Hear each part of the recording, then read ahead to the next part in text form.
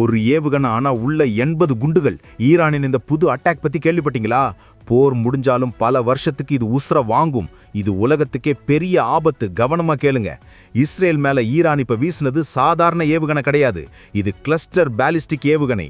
வானத்துல 7 கிலோமீட்டர் உயரத்துல வெடிச்சு அதுக்குள்ள இருந்து 80க்கும் மேற்பட்ட சின்ன குண்டுகள் 8 கிலோமீட்டர் சுற்றளவுக்கு மழையா பொழியும்.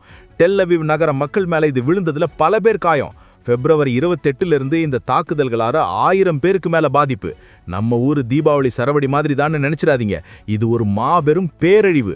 இதுல கொடுமை என்னன்னா, இந்த குண்டுகள்ல பாதி உடனே வெடிக்காது, தரையில அப்படியே கிடக்கும். பல வருஷம் கழிச்சு குழந்தைங்க விளையாடும் போதோ விவசாயம் பண்ணும்போது கண்ணி வெடி மாதிரி வெடிச்சு உயிரை குடிக்கும்.